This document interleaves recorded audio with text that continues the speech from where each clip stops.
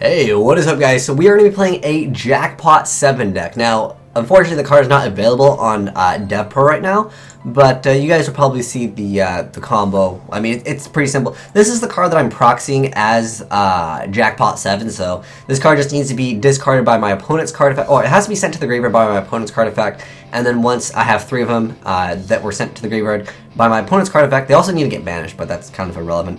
So we're going to go ahead and Gold Sark for...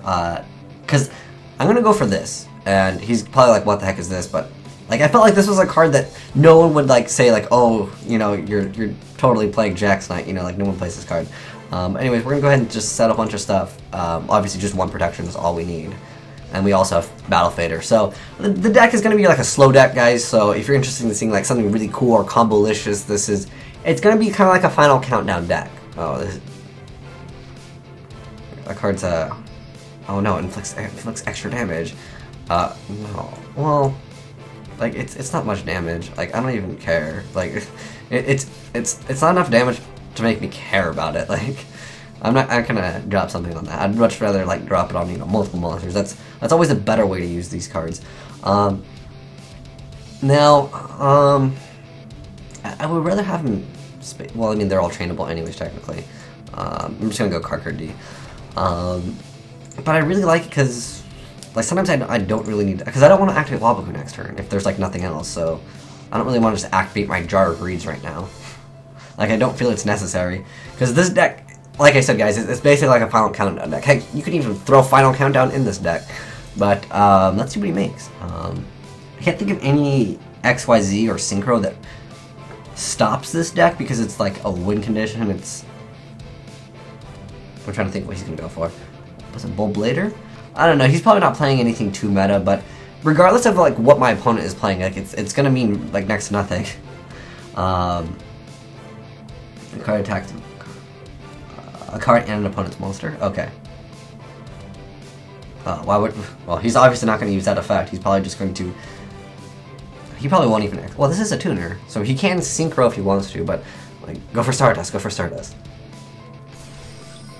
Oh, okay, it's cool. Like, I don't even care about this card. So he's gonna protect himself. No, that's fine. You can protect yourself. I really don't care. I'm probably... United we stand. Oh, that's a hefty amount of damage over there. But obviously gonna be activating that... what should I use? I feel like I want to use Waboku because it's like... These cards are much better because they're, like, much more difficult to negate. At least that's the way I see it. So take no battle damage, and basically we're just going to keep on doing the same thing. Like, pretty much every card in my deck is like, you take no damage this turn, you take no damage this turn, or it's draw power. Again, guys, this card is proxied as Jackpot 7, so let's go ahead and just activate this. I mean, we could slow roll the game if we want to. I mean, that's okay, you're going to protect yourself. Okay, that's fine. It's irrelevant, like, anyways. Okay, that's cool. More cards just to, oh, I guess I could have set Waboku, but it's fine. I can drop Fader or something like that. I saw 3 background. I'm like, oh, one of them's got to be Waboku, right? When you set that many, but like I said, it's fine. We have Swift Scarecrow. We're returning live. Probably going to be bringing back some other card. That's cool. And then I like Waboku plus Fader because it keeps Fader alive, so, like, it blocks technically another attack eventually. One card that would actually ruin me is Star Eater. That card would, like, make a game over for me. I'm gonna drop the Battle Fader. Because next turn I can Waboku. Unless he's going to, like, negate this somehow, which I doubt he's gonna be able to do. And, you know, it's always better just let him at, like, MST stuff. Rather than just, like, I know I can activate this and technically I can win faster. But I'm just waiting for him to, like, try to blow up one of these. And then it'll be much more effective for me. Ooh, I should have set Waboku. Yeah, well, it's fine. Heavy doesn't exist anyways. Like, it's cool. He can make Black Rose, right? No fear, no fear. No, I doubt he would make Black Rose with his field. It doesn't seem like a thing that a type of player that's going for, like, this would do. He's just probably going to attack. And oh man, this is a tuner? Oh man, he can totally make Black Rose and protect this card, but we'll see if he actually goes for that. Oh, he's going for Power Tool. Okay, that's cool. I don't know what kind of deck he's playing, but like I said, it's pretty much irrelevant. one mistake I did make, though, I'll admit, I shouldn't have set Threatening Roar, but it's very minor. Oh, okay. That's cool. You can... Oh. I just have to confirm that they are, you know, equip spells. But then, let's see what he goes for. Another United Stand. Ooh, that's pretty nasty. He's gonna equip it to that one. Okay. Well, you got lots of attack, but it's gonna be... that's actually a really good effect. But like I said, it's gonna be irrelevant. I'm just gonna Waboku. Save my Battle Fader. We have to protect the Battle Fader. He's the best card in the game. And yeah, so like I said, guys, it's gonna be a slow game. You can probably just fast forward it if you're just interested in watching how the deck works. But it's a pretty simple concept of just sitting here and stalling and sitting here and stalling. But I mean, from the title, you should understand that it's gonna be a stall troll deck. But we gotta see if it works. Okay, well, Noble Arms. He's playing Noble Arms. Okay, I really didn't expect that. I didn't expect Golden Bamboo Sword either. Is he actually playing? There's like a draw power card with that. Cool, you're setting a card. Okay.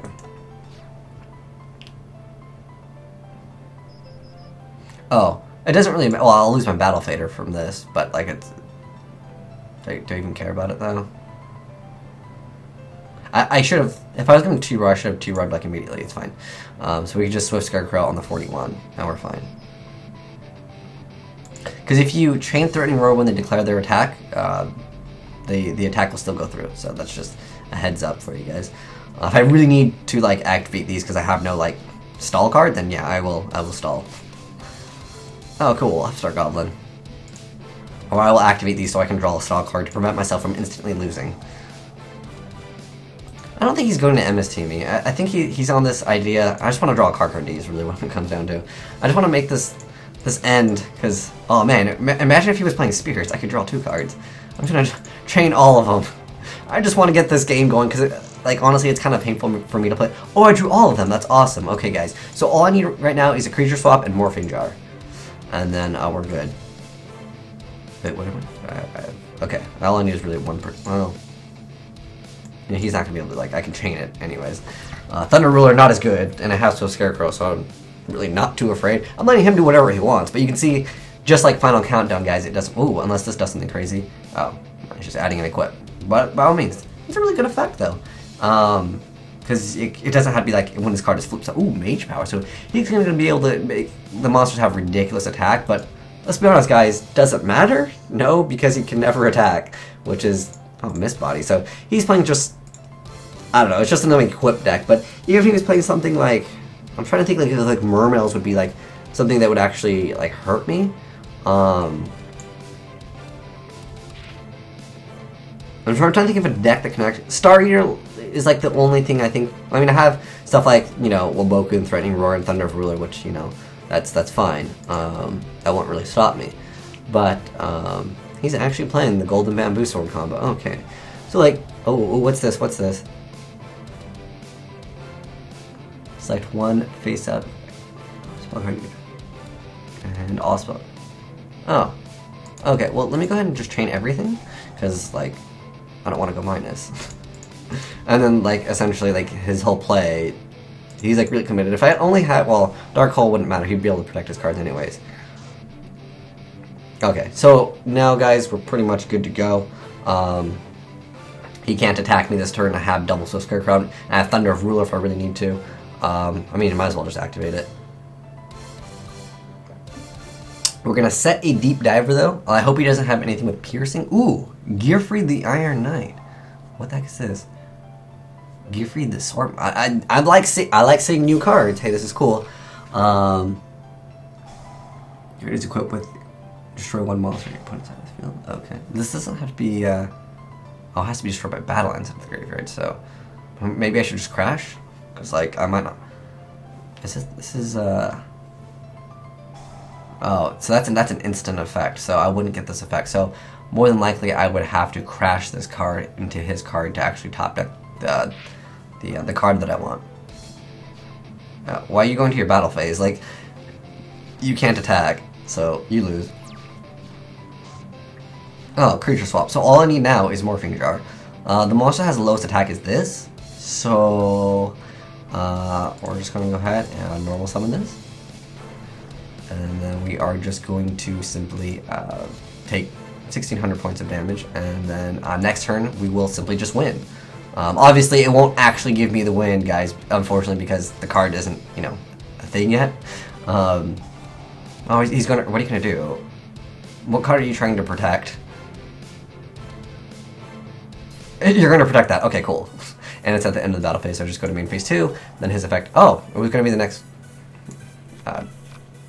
like within the next 2 cards. But that's fine. So all we need to do now, guys, is set this, and the next turn we win. So I'm sorry it kind of took a while for the combo to go off, but I mean, from the title, it's not like a deck that you would expect to like do a lot of, you know, crazy combos. It's like a final countdown deck. It's trolly, and you know, I try to get variety of everything on my channel, regardless of how technically dumb it is. But I mean, this combo, it's technically like a 5-card combo, but it's a more trollsy version. Like there's the Exodia, but the problem with the Exodia is like the parts kind of do nothing.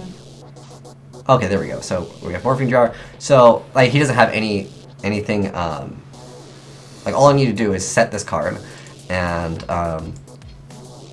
then all we do is creature swap, and then we give him Morphing Jar. I can't wait till the card comes out so it'll actually say that I win. But now all we need to do, well, I can summon Swift Scarecrow later. Well, obviously not this turn. But next turn, what we're going to do, well, if he flips Morphing Jar, then I win anyways. He might actually do that, which would be hilarious. And unfortunately, I can't move this card's position, but like, more than likely, you'd be faced up against an opponent that would have their card in attack position. I just need anything just to attack the Morphing Jar so it flips. The only thing that technically would make me lose is if he does not, he tribute summons Morphing Jar, like, he tributes it for something. That's the only thing that would make it so I would lose. Normally, as long as he has, you know, 1 monster attack position, I can just attack into it. So he's going to attack me. I'm going to drop a Swift Scarecrow. So, you know, I don't die. And then next turn I'm just going to normal summon Swift Scarecrow and attack into my Morphing Jar. I'll take 600 points of damage, but it's irrelevant. It's irrelevant anyways, because at that point I would have just won anyways. And then I'll just end the video, because unfortunately it won't give me the win condition. So remember, guys, these are Proxy's Jackpot 7s, although technically I can't activate them like I would Jackpot 7, but I don't want to like put it back into the deck. Like that's not the way I would like to actually do it. So I mean, I might as well set this card. The off chance that maybe he was able to stop this card somehow. So I'm going to attack this.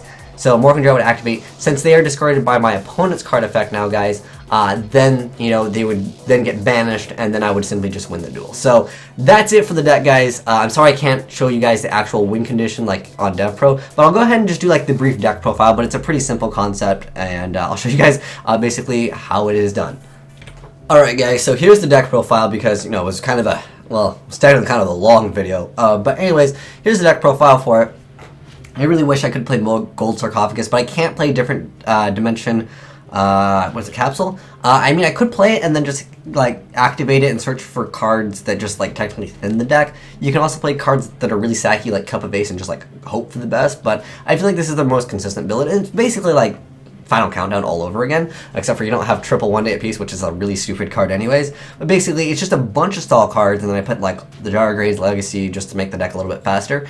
But I mean, all you need for your combo, so this is what you need. You need 3 of these, unless they were, let's say your opponent activates a card like Dark World Dealings or something like that. Obviously, then you don't need all 3 of these. It is kind of a conditional deck, but I felt like I really wanted to try out different builds of, you know, Jackpot 7. So this is just one variant of it. So you need 3 of these, and you also need Morphing Jar and Creature Swap. So, I mean, at this point, I mean, you could argue, yeah, it's 5 cards, basically like Exodia, and, you know, I can't disagree with you. It's kind of conditional.